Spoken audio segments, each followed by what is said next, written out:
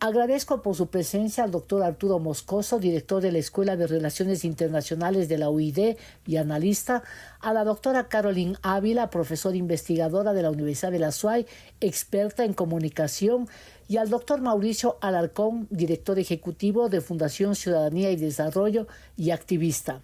Permítame comenzar desde Cuenca con la doctora Caroline Ávila, a quien le pregunto cómo mira el ambiente del país a una semana de ir a las urnas para elegir alcaldes, prefectos, nuevos miembros del Consejo de Participación Ciudadana y Control Social y responder una consulta de 8 preguntas. Bienvenida, Caroline Ávila, buenos días. Muchísimas gracias, gracias por la invitación, un abrazo cariñoso a ti, querida Talía, y por supuesto a Mauricio y Arturo y a la audiencia que nos está escuchando. Me parece que nos aproximamos con una alta indecisión, las estadísticas al menos así lo han mencionado, y eso de alguna forma genera incertidumbre en la población. Si adicional al proceso electoral le añadimos la dinámica noticiosa que estamos viviendo a nivel gubernamental, genera un contexto en la población que no es precisamente el más favorable para ir a las urnas, lo cual incluye un desafío a la clase política para llegar con sus mensajes electorales, ya sea para las distintas candidaturas, como para el proceso de consulta popular, que bien nos recuerdas, para llegar, al 5 de febrero, ojalá con una decisión tomada y no hacerlo precisamente en ese momento en el silencio de la urna. Nos aproximamos a una semana, además, contrario a la reflexión que se esperara, con mayor ruido, con mayor desinformación y tergiversación. Así que creo que serán unos días muy difíciles, pero a su vez importantísimos para el futuro del Ecuador. Muchas gracias, doctora Caroline Ávila. Arturo Moscoso, ¿cuánto afectaría el escándalo por el caso Encuentro, una supuesta trama de corrupción en las empresas públicas, a la respuesta que den los ciudadanos a la consulta popular y también, obviamente, a las elecciones del Consejo de Participación e inclusive a las autoridades seccionales? Bienvenido, doctor Arturo Moscoso. Buenos días. Un saludo, Talía, gracias por la invitación. Un saludo a Caroline, a Mauricio y a la audiencia. Concuerdo con Caroline. Hay una profunda apatía en la población frente a las elecciones y una apatía que va de la mano con el tema de un desapego absoluto a los partidos políticos, ¿no? Si vemos la campaña, nadie en campaña la hace en relación a los partidos políticos que les auspician, ¿no? Eso me ha llamado mucho la atención, ¿no? Los partidos políticos apenas aparecen en la campaña electoral de los candidatos, ¿no? Como un poco deslindándose de los partidos políticos, y me parece que eso es malo para la democracia y para la calidad de la clase política que nos va a representar. Es un poco en relación a la pregunta que le hacías a Caroline. Y ahora la pregunta que me haces a mí sobre los efectos de la corrupción. Yo creo, Talía, que no va a tener grandes efectos porque en el Ecuador la corrupción no es un problema que nos preocupe demasiado, lamentablemente. En el Ecuador nuestra cultura política es una cultura política que en un porcentaje bastante alto justifica la corrupción. Cree que la corrupción en ciertos casos es necesaria. ¿Por qué? Eso tiene mucho que ver con el tema de la capacidad del Estado para estar cumpliendo sus obligaciones en los diferentes sectores del país, y nosotros tenemos un Estado que no perdóname, y entonces hay una justificación de la corrupción que creo que en términos electorales no va a incidir demasiado en la decisión que hayan tomado los votantes ya para las elecciones, ¿no? Digamos, entre sí y no, es bueno que no afecte, pero es malo si es que a la gente ya no le preocupa tanto la corrupción, ¿no? Porque significaría dramáticamente que como sociedad estamos normalizando, y eso es muy triste y también habla mal de lo que es una democracia en sí, que debe preservar los valores de la ética y la moral pública. Gracias, doctor Arturo Moscoso. Mauricio Alarcón, buenos días. La reacción del gobierno ha sido considerada un poco errática, ¿no? Desde que se escucharon los audios, pero más me gustaría que un poco nos cuentes, nos digas cómo percibes tú el ánimo de la gente, porque a estas alturas ya debería estar caliente el ambiente. A veces cuando había en las campañas antiguas movilizaciones, había caravanas, era otro sentir. Ahora es como una caravana, una campaña más silente en la mano del usuario, ¿no? Del que tiene el teléfono en sus dispositivos. ¿Cómo miras tú el ambiente y cómo crees que la gente va a las urnas del próximo 5 de febrero? Bienvenido, doctor Mauricio Alarcón, buenos días. Buen día, muchas gracias, Talía, por la invitación. Un gusto compartir este espacio con Caro, con Arturo, y ya lo han dicho y lo ratifico. Creo que la apatía de la ciudadanía no es solo porque aún siente que la política no llega a ser lo que espera, sino porque hemos estado frente a una campaña desabrida, una campaña sosa, plana, en la que se ha escuchado poco respecto de las propuestas, de los planes de gobierno, y más bien los candidatos, por ejemplo, se han enfocado, desde mi punto de vista, de manera errática, a ocupar espacio en redes sociales, haciendo el ridículo, haciendo shows, bailes o incluso utilizando la clásica superposición de voz para hacer coreografías, hacer actos conjuntos incluso con sus candidatos a concejales, creyendo que eso es lo que puede quizá emocionar al elector y llamar la atención para que raye la papeleta a su favor. Una política lamentablemente venida a menos, y que desde las candidaturas, como ya lo mencionó Arturo, se ha dado hasta un desapego por la identidad de un partido o de un movimiento. Seguimos creyendo que como los ciudadanos se sienten quizás asqueados por la política, si le quito el membrete o el número y simplemente promociono mi nombre, todo va a salir bien. Mira que incluso, Talía, refiriéndome específicamente al tema de Quito, los candidatos hasta han llegado a renegar de las organizaciones políticas que los auspician y han hecho gala más bien de esos membretes rimbombantes de supuestas alianzas para decir: yo no me pertenezco a nadie, me pertenezco a todos. Y el ciudadano precisamente no logra conectar por razones como estas, porque más allá de que un candidato emocione o no, o se sienta algún tipo de identidad con un partido o movimiento político, lo que se espera es al menos escuchar una propuesta concreta cuando tenemos problemas reales en el día a día que no han sido solucionados por las últimas administraciones, ¿no? Hay que revalorizar a la política, y creo que ahí la oportunidad que tenemos al rayar la papeleta puede hacer la diferencia. Muchas gracias, Mauricio Alarcón. Caroline, regreso contigo porque tú usaste lo de la apatía, en la que coincide también Arturo y también Mauricio, pero Mauricio habló de algo más, una campaña sosa, una campaña desabrida, ha dicho. Tú que eres experta en comunicación, ¿es suficiente, aun cuando eso es la contemporaneidad, eso ha pasado en otros países, el Twitter y las redes sociales para que la gente adhiera a una campaña, o las elecciones cada vez van reduciéndose al grupo de personas que van a tomar la decisión en las urnas, y por eso ya desde la campaña anterior, desde las elecciones anteriores, los candidatos seccionales ganaron con 18, 20%? ¿Cómo has percibido eso y cómo ves tú, sobre todo, la manera que se han comunicado los candidatos con sus electores? Yo creo que no se han comunicado los candidatos con los electores, porque precisamente ahí uno se puede dar cuenta los efectos en la indecisión que van de la mano con la apatía. No quisiera yo echar la culpa solo a la campaña. Es verdad que tenemos campañas que son un desastre y que no necesariamente fortalecen. El ejemplo de lo que sucedió en los debates es prueba de ello.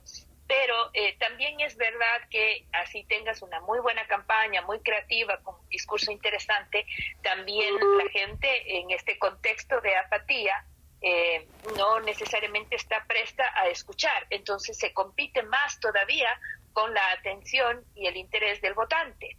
Entonces es un desafío inclusive mayor para los estrategas de la comunicación política. Pero evidentemente, no se trata solamente de entrar en redes sociales. Yo creo que por ahí, por ejemplo, puede ser la crítica que Mauricio hace, porque piensan que por estar en un trend en TikTok ya están haciendo campaña, y eso es una banalización de la política en general, y por supuesto no profundiza en lo más mínimo en la conversación. es un uso inadecuado de estas nuevas formas de llegar al votante, sobre todo al votante que no comulga con ninguna propuesta ideológicamente hablando o con algún tipo de estructura partidista. Y esos son justamente la mayoría, quizás lo más atractivo que este momento los candidatos tienen. Entonces, al no poder contar con herramientas adecuadas para utilizar esta tecnología, no llega a sintonizar con las necesidades de los votantes, vuelve a la campaña, una campaña sosa que a su vez no conmueve, no convoca y no moviliza. Y el resultado es lo que estamos viendo, sobre todo en estas zonas, en ciertas provincias en donde ninguna opción está cerrada, ¿no? En donde las cosas están todavía para ver casi que a tipo photo finish, decían aquí en Cuenca, por ejemplo, no está dicho, las cosas no están dadas para 4 opciones al menos a nivel de alcaldía, y lo mismo sucede en la prefectura, y es porque la indecisión sigue muy alta y porque a su vez los candidatos han confundido el baratillo de ofertas como símil de una campaña electoral. No es así, y eso hace que los electores pues se sientan mucho más decepcionados porque no hay por quién votar, que es lo que normalmente se escucha en la calle, ¿no? Muchas gracias, Carolina. Exactamente, sí, creo que en esta forma nueva de hacer comunicación hay también una confusión, ¿no? Sobre todo de parte de los políticos, que creo que se atrincheran en los dispositivos y en nuevas formas de comunicar, justamente porque no tienen mucho que decir. Arturo Moscoso, ¿cómo valoras tú las campañas? Lo de Quito, por ejemplo, Carolina hace bien en mencionar lo de Cuenca. En verdad hay 4 nombres aparentemente que, dependiendo de la encuesta, está uno primero o los otros nombres primeros. Pero de Quito, por ejemplo, que hay la idea de que alguien que ha hecho la campaña con grillete y que inclusive tiene una sentencia, no haya ido, bueno, fue al debate, pero no a los otros que han organizado instituciones o no concurre a los medios y supuestamente estaría primero. ¿Qué te dice una campaña de esa naturaleza para elegir nada menos que el candidato de la capital del país? Bueno, aquí hay varias aristas que hay que analizar, Talía. Primero, el tema de cómo se pudo permitir que un candidato con sentenciado, ¿no es cierto?, participe en una contienda política. ¿Qué va a pasar en el momento o en el caso de que llegare a ganar, ¿no es cierto?, cuando tenga que posesionarse? ¿Podrá posesionarse? ¿No podrá posesionarse?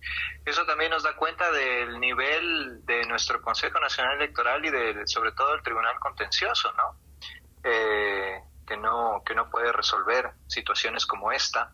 Y que va de la mano también con esta campaña camuflada, que no es tan camuflada en realidad, que están haciendo ahora al menos un partido político con relación al Consejo de Participación Ciudadana, ¿no? En donde está prohibida la afiliación política y el auspicio de un partido político a los candidatos, y que sin embargo, a vista y paciencia del CNE, se está haciendo una campaña de ese estilo, ¿no? Entonces, eso por un lado. Por el otro lado, el tema de cómo se manejan ahora cómo se maneja ahora la comunicación política, ¿no? En eso Carolina es experta, pero creo yo que ha modificado mucho la forma en que se tiene que llevar el mensaje a la ciudadanía, ¿no?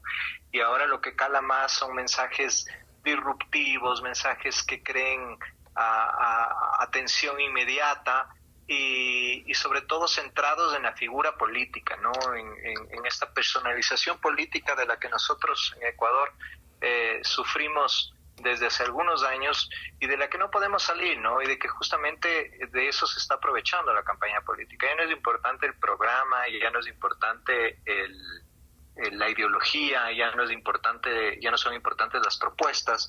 Lo que es importante es el personaje, ¿no? Y el personaje y la construcción que se hace alrededor de ese personaje. Entonces no votamos por ideas, no votamos por programas, votamos por personas. Y por personas que no sabemos en realidad qué representan y cuáles son sus verdaderas intenciones una vez que lleguen a esos cargos, porque no nos lo dicen, ¿no?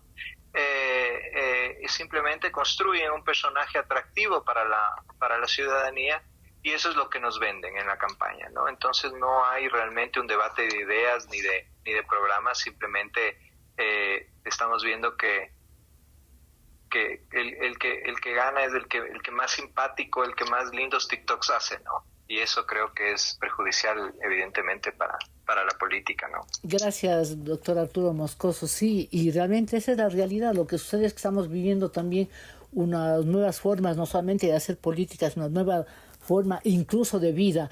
Mauricio, para concluir, siguiendo lo que ustedes mismos han analizado, para concluir este primer bloque, demos la vuelta. ¿Y cómo es el electorado de ahora? ¿No es más exigente? ¿El electorado de ahora se contenta con que le hagan reír y que un gracioso TikTok puede ser mucho más valorado que un buen mensaje?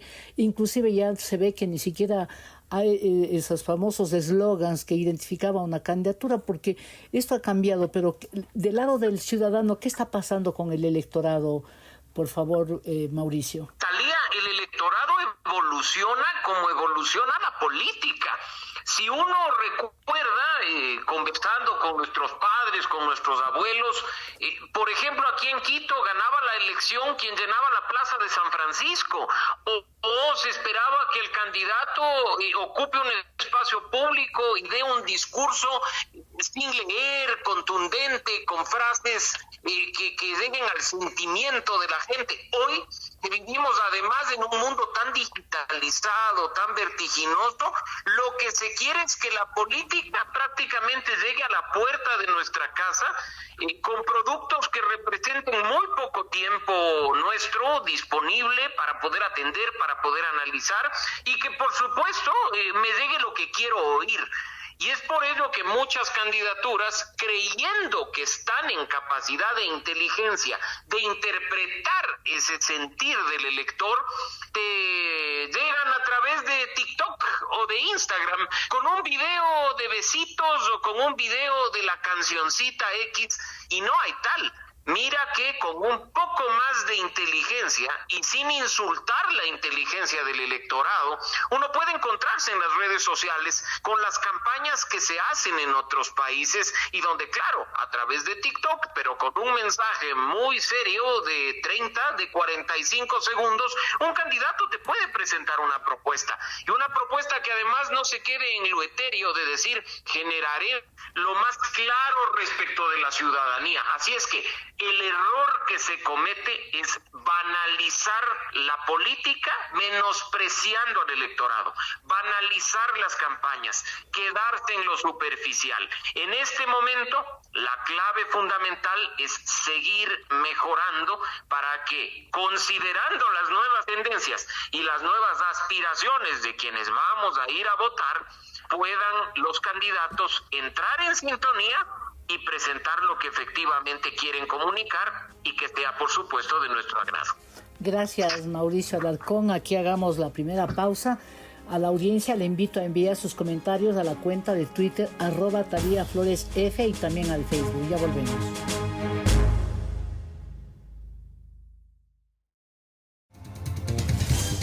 Continuamos en Descifrando con Talía Flores, una revisión de los hechos más importantes de la semana.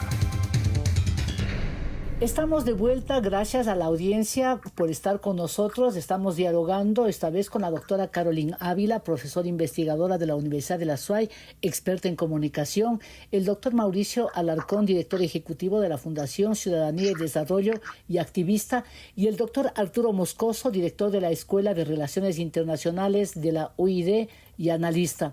Justamente apelo al analista y al profesor al mismo tiempo, Arturo, porque quiero consultarte de qué hablan los estudiantes. Ahorita están en periodo de vacancia, creo, en algunas universidades, pero ¿qué dicen de la campaña? ¿Les está importando? Porque a mí me preocupa mucho no hay manera de medir lo que está pensando mucho la ciudadanía, no sé, las encuestas, que también son parte del problema, ¿no? A veces, porque tantas encuestas hay, cuántas diferentes cifras nos presentan. Entonces, ¿cómo miras tú, Arturo? ¿Qué nos puedes contar de lo que están pensando los jóvenes de una elección tan cercana, por ejemplo, como es el alcalde y el prefecto, pero también de la consulta popular, que tiene preguntas que van a cambiar la historia del país, o por lo menos van a dar herramientas no a este gobierno, sino a todos los que vienen, si se hacen los cambios, para combatir problemas como, por ejemplo, el narcotráfico, o darle mayores herramientas entras a la fiscalía. Hace una pregunta un poco amplia, pero quiero saber el sentir de los jóvenes, Arturo Moscoso. Bueno, Talía, entre mis estudiantes, mi carrera en particular es una carrera que es bastante politizada, así que sí, eso sí muestran interés, pero si te pones a ver la generalidad de los jóvenes, en realidad muestran una apatía, ¿no? Una apatía que es generalizada en casi toda la población, además, ¿no? La mayoría de la gente está muy apática con la política, desconfía de los políticos, desconfía del sistema político, y eso es grave, ¿no? Eso es grave porque eso redunda en una desconfianza en la democracia, en una falta de apoyo a los principios democráticos, ¿no? La idea de que puede haber otro tipo de regímenes que quizás sean mejores, ¿no? Regímenes de mano dura, estamos viendo en la campaña, ¿no? Muchos candidatos apelan a la mano dura con la delincuencia, por ejemplo, ¿no? Hemos oído el plan Bukele en la boca de algunos candidatos, ¿no? Siendo Bukele un presidente autoritario que violando los derechos humanos ha logrado disminuir la inseguridad en su país, pero con un costo altísimo en cuanto a derechos, debido proceso, etcétera, ¿no? Entonces, y eso lamentablemente cala, ¿no? Cala en nuestros jóvenes, sobre todo en los más jóvenes, aquellos que no han vivido o no recuerdan lo que es vivir bajo un régimen autoritario, ¿no? Y que pues creen o piensan que hay alternativas a la democracia, cuando hay que recordar lo que dijo Churchill y que siempre se lo recuerda a mis alumnos, ¿no? Esa famosa frase que dice que la democracia es del peor de los sistemas con excepción de todos los demás, ¿no? Uh-huh. ¿Qué quiere decir esto? Que la democracia tiene imperfecciones, tiene problemas, no es perfecta, hay mucho que hacer para mejorarla, pero dentro de los mismos parámetros que nos da la democracia, ¿no? Cuando nosotros buscamos otras vías, pues ahí empieza el fin de nuestros derechos, de nuestras libertades, y nos estamos condenando a nosotros mismos, ¿no?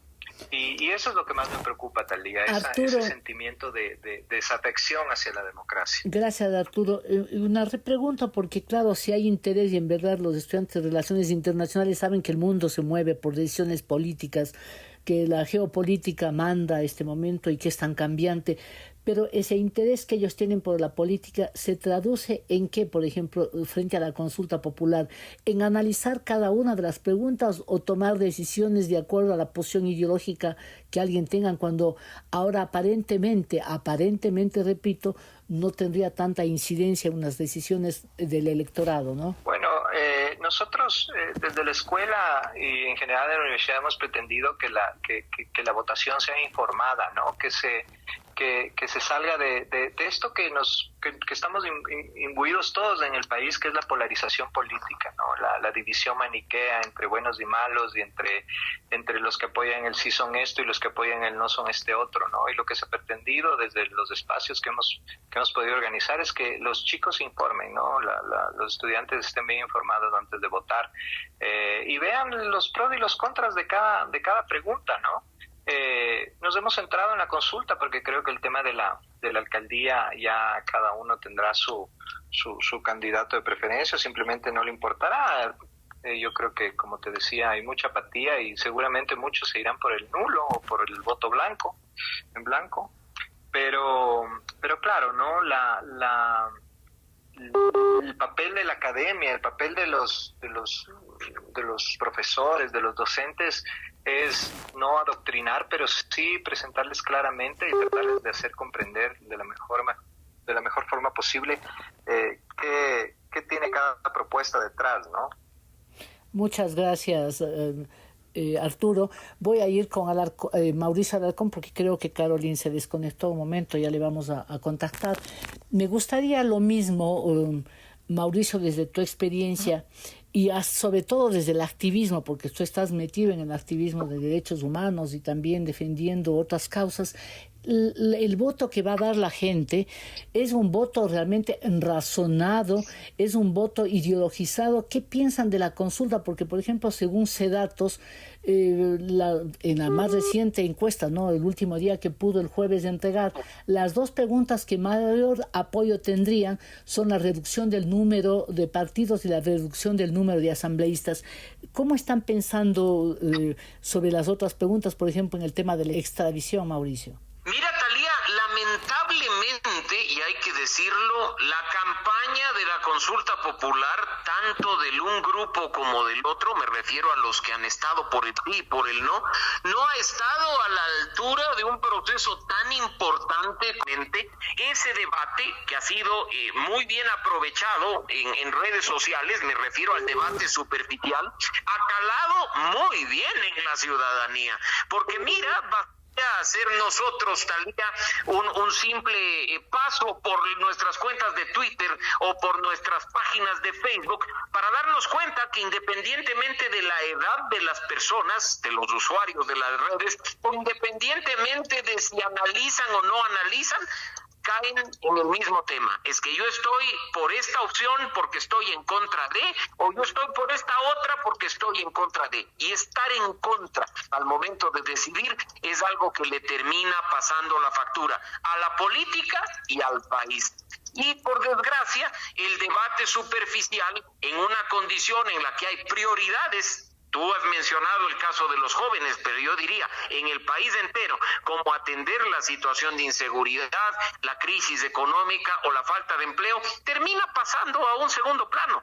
Gente que dice, pues ya veré cómo voto, o pues votaré nomás de esta forma, que es lo que se ha venido viendo en las encuestas que, como tú bien decías, te presentaron hasta la semana pasada, hasta estos últimos días de semana hábil, en el sentido de que habría una posición mayoritaria por una opción en específico, ¿no? Ojalá, además, y eso es algo que sí afortunadamente se discute, y creo que en todo tipo de círculo educativo, de sociedad civil, del activismo, lo que se decide en las urnas no sea más de lo mismo, o que después el haber sobredimensionado las expectativas de la gente por una u otra opción no termine pasando factura cuando los cambios reales no puedan ser sentidos por todos. Muchas gracias, Mauricio. Caroline, me gustaría que nos cuentes lo que está pasando en Cuenca. ¿Qué dice la gente de la pregunta 7, sobre todo los estudiantes, sobre todo la gente joven, que según hay varias interpretaciones, ¿no? Algunos dicen no, ya no les interesa la política, y otros dicen no, expertos como tú en comunicación no tienen otra manera de expresarse. ¿Qué piensan la gente? Se ha debatido en Cuenca, por ejemplo, sobre un tema tan sensible como es para la ciudad, las preguntas 7 y 8 que tienen que ver con las reservas de agua y que tienen que ver con eso. ¿Se está hablando realmente de esos temas o no? El tema ambiental en Cuenca sin duda es importante. Formó parte, por ejemplo, de los debates cuando el CNE organizó el suyo, tanto a nivel de prefectura como a nivel de alcaldía. El tema ambiental fue parte de la discusión, ¿no? Pero claro, también se escuchó por parte del candidato del gobierno a la prefectura, en particular fue Diego Monsalve, que lo dijo, que a pesar de que la ciudadanía había votado por la protección del agua en las zonas del Cajas, cualquier decisión tendría que ser a partir de la consulta en adelante, mientras que se respete lo que suceda de la consulta para atrás en términos de tiempo. Entonces, para los cuencanos y cuencanas es bastante clara cuál es la postura gubernamental en materia ambiental. De manera que no es que sea precisamente un apego hacia una suerte de credibilidad en el gobierno sobre el interés de proteger el ambiente. Te comento en términos generales, yo no sé si es que el comportamiento cuencano sea el mismo que a nivel nacional se da, porque como suele pasar en los procesos de este tipo, terminan siendo plebiscitos gubernamentales y el gobierno en la región, a partir de los problemas viales, a partir de las dificultades que se ha tenido en materia de seguridad, no es precisamente muy acogido. Entonces hay esas dificultades de llegada, incluso inclusive el debate de la consulta, el gobierno ha hecho esfuerzos enormes por convocar a los jóvenes, por llevar voceros a las universidades o por generar espacios de debate y discusión, pero inclusive en el espectro mediático a nivel de titulares y tal, no ha sido fuertemente difundido. Entonces, genera mucha más expectativa lo que está pasando a nivel de la alcaldía de Cuenca que lo que se pueda debatir en alguna de esas 8 preguntas. Yo creo que al final la gente va a terminar optando, como la gran mayoría, ¿no es cierto?, ya sea por la anulación del voto o por este atajo mental que se suele hacer, que es, de nuevo, el plebiscito gubernamental. Y en algunos de los casos en donde, por supuesto, sí hay cuidado, lectura, revisión de anexos, existirá una mayor deliberación sobre cada una de las preguntas, pero creo que no será el comportamiento mayoritario, querida Thalía. Y también, Caroline, me gustaría que nos cuentes algo sobre el tema de la extradición. ¿Cómo se está debatiendo en los medios locales y a nivel de la región también, pero sobre todo con énfasis en Cuenca y en la Azuay? El tema de la extradición, ¿qué razonamientos, qué argumentos han sido puestos de lado y lado, ¿no? Por quienes piensan que debe votarse sí, por quienes se oponen también. Sí, el concepto narco como concepto, como constructo en esta región no es aceptado ni discutido de la misma manera que, por ejemplo, sucederá, me imagino yo, en Guayaquil o en Quito, en donde el debate político siempre es más fuerte. Tampoco es que existan experiencias como para acusar a los narcos, poniendo los narcos como un prefijo de lo que tú quieras, porque al final ese es el tratamiento que se le está dando. No es justamente una construcción que resuene mucho en la región. Lo que sí indigna es el tema de la corrupción. Y en eso, por ejemplo, ha habido fuerte eco por el tema de padrinazgos, el tema de influencias externas en decisiones gubernamentales, porque también ha sucedido aquí a nivel municipal. Entonces, esa línea es más bien la que ha resonado más en la conversación que el tema de la extradición. Ahora, me imagino, de nuevo, que en términos generales, la población azuaya y cuencana terminará decantando por lo que la mayoría esté sintiendo el momento de tomar una decisión. De ahí que, y ahí un poco estoy en la misma línea que en la nota que se ha publicado el día de ayer, por ejemplo, en el Washington Post, escrito por la María Sol Borja, y es que indistinto del resultado, que es con seguridad, no sé, pues, o sea, podría ser que gane, en fin, si es que si las tendencias no le golpean tanto en estas 2 últimas semanas de crisis que ha tenido el gobierno, indistinto del resultado, la agenda en materia de seguridad está fuertemente comprometida, porque la población guarda una expectativa enorme sobre cambios profundos en materia de seguridad atados a los resultados de la consulta popular, y creo que eso compromete profundamente a la agenda política gubernamental. Muchas gracias, Caroline. Arturo, sigamos este hilo y veamos el tema de la extradición. Ese tema creo que es de los de la consulta el que más se ha debatido, ¿no? Digamos a nivel nacional, y qué bueno que Caroline nos ha contado lo que pasa en Cuenca y el Azuay. A nivel de la ciudad, ¿cómo percibes tú que ha sido tratado ese tema, y también si el gobierno ha sido asertivo en la manera que ha presentado ese tema, o también si es que ha dejado que sea más vale la sociedad la que debata y ha tomado un poco de distancia justamente para que no sea la consulta una valoración de lo que es el gobierno de Guillermo Lasso? Bueno, esta es una pregunta como tú decías, y como también decía Caroline, que aquí en Quito y en los centros neurálgicos políticos ha levantado mucho revuelo, ¿no? Mucho revuelo, ¿por qué? Por lo que se está viviendo justamente en la incidencia del narcotráfico y el crimen transnacional en nuestro país, ¿no? Que es realmente algo que asusta a muchos, ¿no? Y pues claro, ¿no? Se ha planteado una dicotomía de si es que eres narco, votas no, y si es que no eres, votas sí. Creo que hay que salir de esa polarización nuevamente, ¿no? En lo particular, creo yo que esta es una pregunta positiva, es una pregunta que le va a brindar a la justicia una herramienta más para combatir el crimen transnacional.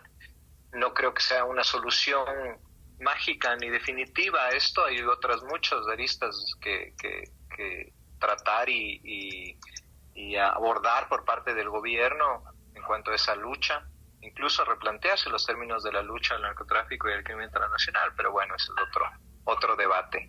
Y creo que ha sido inteligente el presidente, al menos en alejarse un poco de la consulta, ¿no? No lo vemos al presidente promoviendo la consulta per se, tiene voceros que promueven la consulta, y pues hay partidos políticos también que han asumido el sí como bandera para hacer campaña también, ¿no? Entonces, no sé, como te digo, no sé qué tanto le afecte, como te decía antes, no sé qué tanto le afecte los escándalos de corrupción en el apoyo a la consulta. La consulta tenía hasta las últimas encuestas un apoyo bastante alto, con una tendencia marcada en ese apoyo. Creo que es importante, siempre hay que analizar las encuestas en base a las tendencias, más que el resultado de la última encuesta, ¿no? Y no se veía que ese apoyo haya estado bajando en las últimas semanas. Entonces, si es que la tendencia sigue así, lo más probable es que gane la consulta. Evidentemente, con un nivel de indecisos tan alto como el que está, justamente, que obedece a lo que hemos estado hablando, que es la apatía de la gente hacia la política, pues podría haber alguna sorpresa. No creo, pero podría haber. Gracias. Pero claro, ¿no? Es interesante, solo para finalizar, tal vez es interesante que en esta consulta se está rompiendo una lógica que ha existido siempre en nuestro país y que es usual en Latinoamérica, que es la de identificar a la consulta con quien pregunta y convertirla en un plebiscito sobre quien pregunta. Y en este caso en particular, a pesar de que el gobierno tiene poco apoyo y poca credibilidad entre la gente, ha perdido mucho de su capital político, sin embargo la consulta mantiene niveles altos de aceptación, ¿no? Eso es un fenómeno interesante que ya desde mi ámbito del estudio de la política es un fenómeno que habrá que analizar a su tiempo para ver a qué obedece, ¿no? Gracias, Arturo. Y justamente esa había sido la pregunta inicial de por qué, como estratégicamente el gobierno no se ha involucrado demasiado en la campaña, ¿no? Y ha dejado que sean otros sectores. Te agradezco, Arturo Moscoso. Aquí debo hacer una pausa, recordarle a la audiencia que Descifrando puede ser escuchado en 97.7 FM, en centroecuador.es, en Antena 1, Voces Azuayas y en YouTube. Ya volvemos. Esto es Descifrando, un programa de opinión con Thalía Flores. Continuamos en Descifrando. Están hoy con nosotros el doctor Mauricio Alarcón, director ejecutivo de la Fundación Ciudadanía y Desarrollo y activista, el doctor Arturo Moscoso, director de la Escuela de Relaciones Internacionales de la UID y analista también, y la doctora Caroline Ávila, profesora investigadora de la Universidad de la SUAY y experta en comunicación. Mauricio, quiero recoger algo de lo que ha dicho Caroline y Arturo Moscoso y preguntarte a ti justamente eso. ¿Cómo has valorado tú el hecho de que el gobierno ha demostrado un manejo estratégico en la campaña al no involucrarse, como decía Arturo, que el presidente esté llamando a decir o a contestar la consulta y apoyar la consulta? Es como un retiro estratégico, repito, pero ¿tú crees que va a dar resultados? Porque realmente en temas tan sensibles como de la asamblea, ya te voy a preguntar luego a eso a ti, de la disminución de los asambleístas, pero en el primer tema, por ejemplo, que es relativo a la extradición, que se haya dejado que sean los expertos y otros sectores los pongan los argumentos. ¿Eso ha hecho bien el gobierno? ¿Crees tú que le dé resultados, lo que significaría que aprueben esa pregunta en las urnas el 5 de febrero? Thalía, si se confirma aquello que hemos visto en las últimas encuestas, es indudable decir que la estrategia dio resultado. Que un presidente se calle, además siendo el principal promotor de un proceso de este tipo, ha sido fundamental para que no se convierta, como ya lo mencionó Arturo, en un referendo de popularidad o de credibilidad del gobierno nacional. Creo que eso es algo que indiscutiblemente hay que valorar, pero hay que hacer énfasis también, y creo que es nuestro deber y nuestra responsabilidad hacerlo, en el sentido de lo flojo que ha sido el trato de las propuestas, tanto de aquellos que claramente promueven el sí y los otros que se encuentran a favor del no. Tú lo has dicho, ha sido gracias al trabajo de los medios de comunicación, de espacios como este, en el que se ha podido cruzar ideas se ha podido plantear posiciones respecto de las 8 preguntas a través de expertos, a través de líderes de opinión, que quizá en el alcance limitado o no de los medios hemos podido dar algún insumo para que sea el ciudadano el que saque sus propias conclusiones. Sin embargo, sí creo que es importante, Thalía, no dejar de lado aquello que Caroline mencionaba, y es la sobredimensión de las expectativas. Y creo que el gobierno también ha sido muy hábil en la persona del presidente, en sacarle el cuerpo a la consulta para no asumir la consecuencia que desde mi punto de vista indiscutiblemente habrá, que es el no cambio inmediato, la no transformación palpable para el ciudadano común de su vida diaria una vez que se proclamen los resultados del referendo, ¿no? Se nos ha hecho creer del un lado y del otro que pues si votas de una forma accederás al paraíso y si votas de otra te irás al infierno, y lo cierto es que el fondo de las preguntas tiene que ser analizado para que efectivamente el debate sea responsable. Muchas gracias, Mauricio. Me quedo contigo para preguntarte, tú que sigues y evalúas y le tomas el pulso a la Asamblea y más que nada les tomas la lección a los asambleístas cada cierto tiempo de su gestión. El planteamiento de reducir el número de asambleístas con toda la carga de criterio negativo que tiene la ciudadanía sobre la Asamblea. Yo siempre le junto también a lo de los partidos políticos, el darles nuevos requisitos para que no sean pues estas tiendas formadas así en cualquier parte, sino que tengan, por ejemplo, por lo menos una evaluación cada cierto tiempo para saber cuáles son sus miembros, sus adherentes. ¿Y crees tú que vayan a tener la respuesta positiva que está diciendo las encuestas? Porque es la única que sigue subiendo en las encuestas. La más baja creo que he visto yo es el 60% de adhesión a la reducción del número de asambleístas. ¿Crees tú que eso va a percibirse y crees que va a hacer algún efecto? Igualmente no será al día siguiente el cambio, pero ¿crees que mejore la gobernabilidad, sobre todo si es que se disminuye el número de asambleístas? Thalía, contigo hemos coincidido en que lo que vive nuestro país de la falta de credibilidad y confianza de nuestro legislativo no se debe a la cantidad de legisladores, sino a su calidad.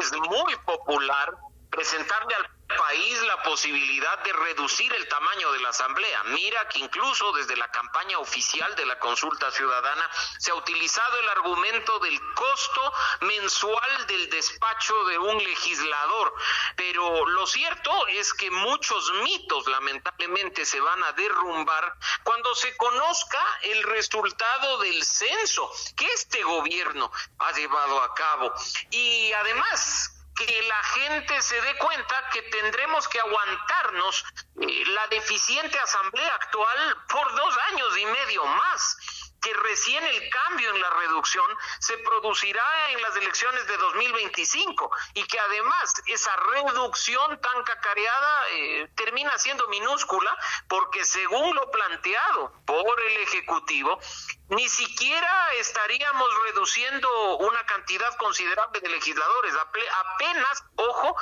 perderíamos 15 de los 137. Claro, dirán, no aumentamos a más de 150 como con el censo, pero la reducción tampoco es dramática.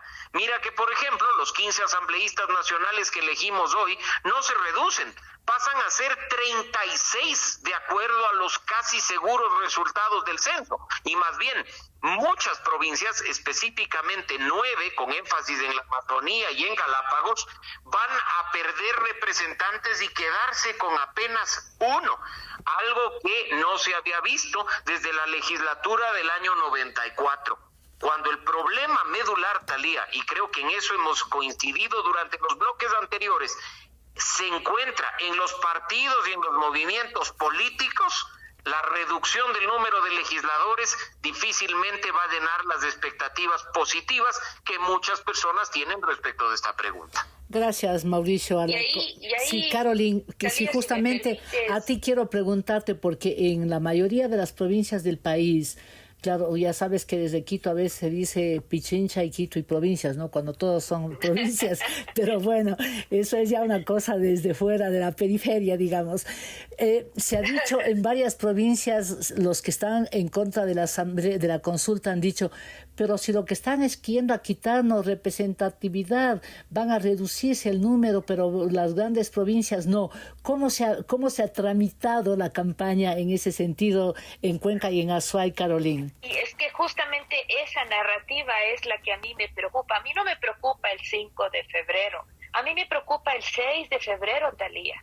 A mí me preocupa qué va a pasar con la agenda y la expectativa poblacional si es que no se cumple lo que se le prometió. Alguien va a pagar la consecuencia. Por mucho que el presidente no esté subido este momento en el carro narrativo y argumental de la consulta popular, porque además, te digo, no lo está porque está muy comprometido con el tema corrupción, porque tal vez, quién sabe, y otro hubiese sido esta semana para el gobierno. Pero el momento en que llegue el 6 de febrero y la agenda se tenga que encarar de los resultados de la consulta, se le compromete y mucho al presidente, porque van a decir la población que ha sido engañada. Primero, que no hubo reducción, y en donde sí se redujo, lo que pasó es que se quita representación. Entonces sí es un serio problema la narrativa que se está dando sobre algunas consultas, algunas de las preguntas en particular, porque de manera connotativa, utilizando un poco la semiótica, la extradición va a dar la idea de que ya no va a haber más inseguridad, que la disminución de los asambleístas va a dar la idea de que ahora sí van a trabajar, de que vamos a mejorar la calidad de esa asamblea. Y lo mismo con los partidos políticos. Suerte de control a los partidos políticos va a dar la idea de que ya no se van a poner a la renta como ahora sucede, sobre todo a nivel seccional, que vemos horrores de combinaciones que de ideología tienen nada, pero que lo único que hacen es arreglos para subsistir, básicamente es eso. Entonces, si eso no se corrige, si eso no tiene un correlato con la realidad, quién va a pagar los platos rotos de alguna u otra manera, creo yo, lamentablemente así este reto no esté subido en esa camioneta, va a terminar siendo el gobierno. Y esa es mi preocupación. Gracias, Caroline. Y como experta en comunicación, ¿tú crees entonces que casi el día 6 va a ser el día es el día que el gobierno debería comenzar ya de frente a hacer una campaña y contar los plazos en los cuales van a ser ejecutados la decisión soberana del pueblo en las urnas, porque inclusive hay reformas, cambios que tienen que ir a la Asamblea Nacional y que dependerá también de que, bueno, esperemos que ahí sigan, ¿no? Pues acaten lo que el dictamen del pueblo en las urnas. Pero ¿crees tú que el gobierno tiene que empeñarse en transmitir y que usando un buen relato de los tiempos que necesita para ejecutar la decisión del pueblo? Si hay algo que esta consulta le beneficia al gobierno es que le otorga oxígeno político. Y en este momento, la agenda del 6 de febrero, el gobierno va a necesitar delinear una hoja de ruta en donde, gracias a esas 8 preguntas, va a tener la posibilidad de mostrar resultados concretos.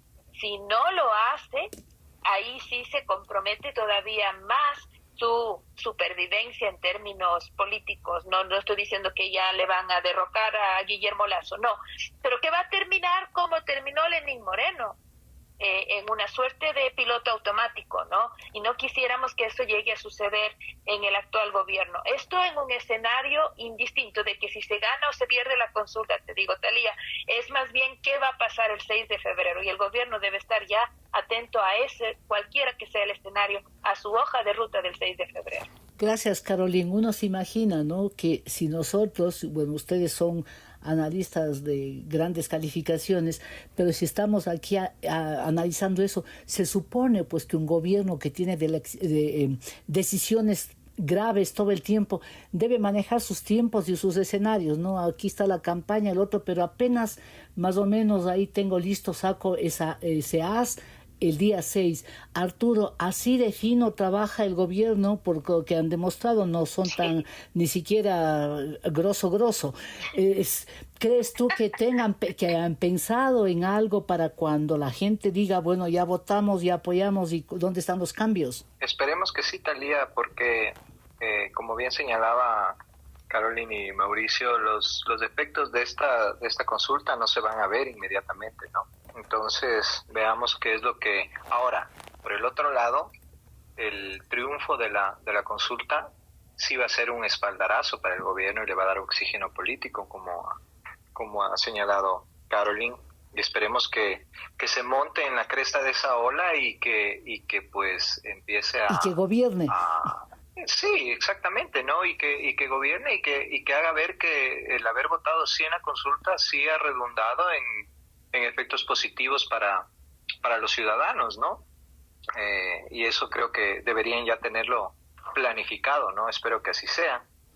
Yo no sé en qué momento pues la ciudadanía empieza a exigir ya resultados sobre esto, ¿no? Pero claro, creo que también hay que estar conscientes de que los resultados no serán inmediatos.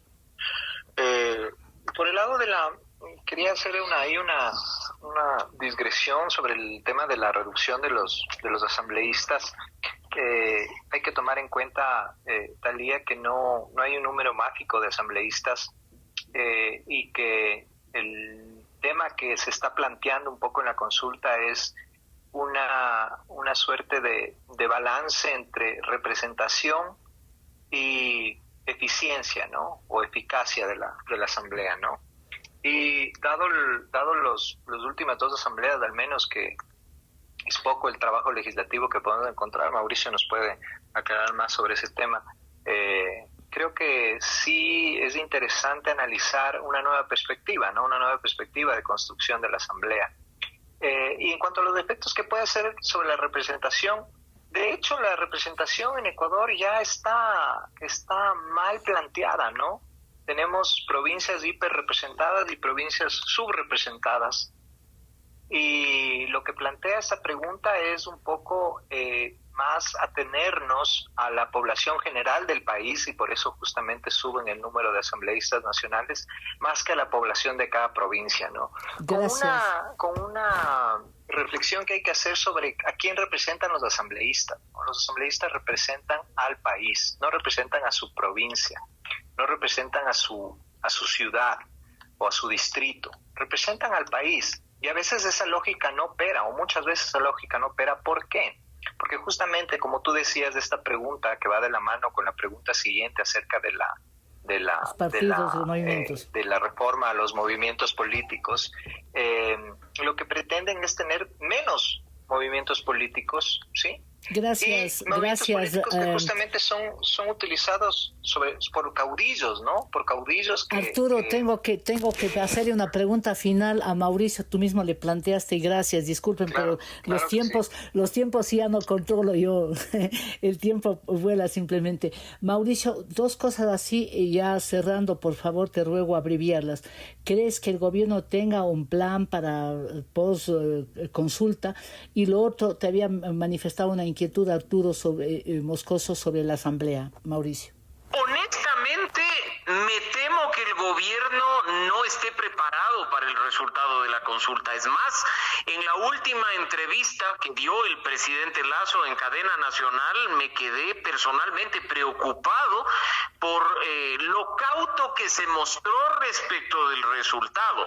Y no en el sentido de dudar del triunfo, sino en el sentido de, como ya lo decía Caroline, ¿qué va a pasar el día 6 de febrero, ¿no? Yo creo que al presidente, que no es abogado, le han vendido la idea de que pues se cambia la Constitución y todo entra en aplicación de manera directa, y así sería lo ideal, por supuesto, pero en un país tan legalista como el nuestro, todo depende de los cambios en las leyes derivados, sí, de la consulta.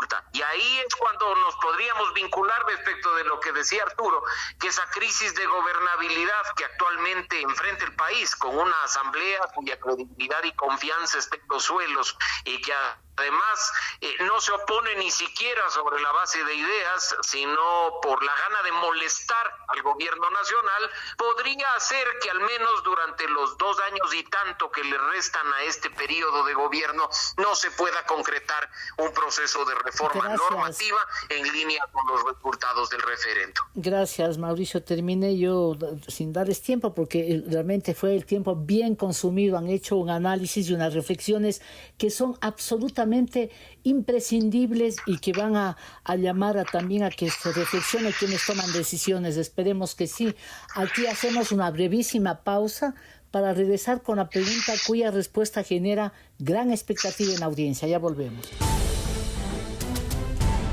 ¿A quién le ha ido bien y a quién le ha ido mal en esta semana? Descifrando con Thalía Flores.